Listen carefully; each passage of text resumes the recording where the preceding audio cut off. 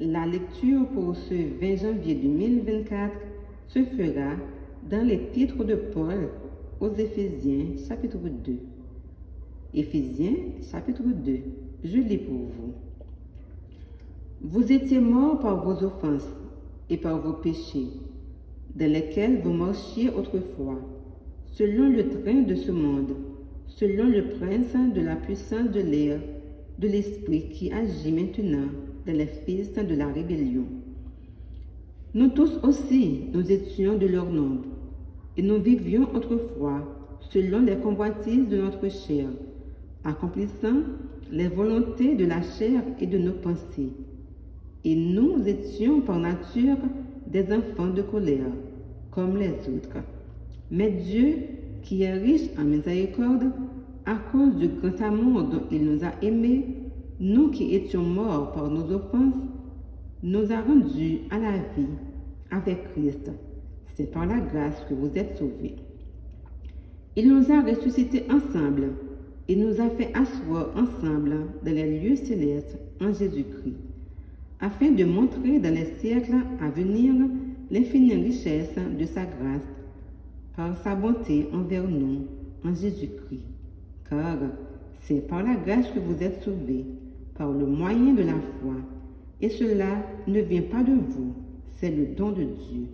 Ce n'est point par les œuvres afin que personne ne se glorifie, car nous sommes son ouvrage, ayant été créés en Jésus-Christ pour de bonnes œuvres que Dieu a préparées d'avance afin que nous les pratiquions.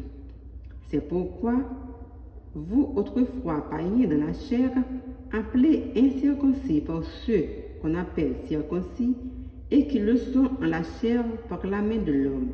Souvenez-vous que vous étiez en ce temps-là sans Christ, privés du droit de cité en Israël, étrangers aux alliances de la promesse, sans espérance et sans Dieu dans le monde.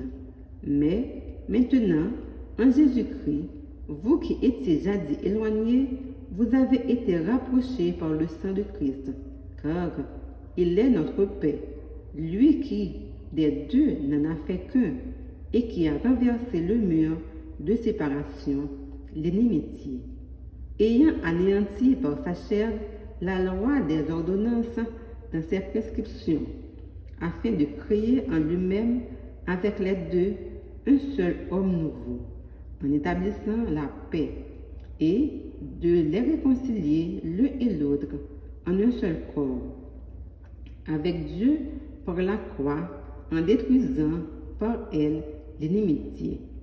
Il est venu annoncer la paix à vous qui étiez loin, et la paix à ceux qui étaient près, car par lui, nous avons les uns et les autres accès auprès du Père, dans un même esprit.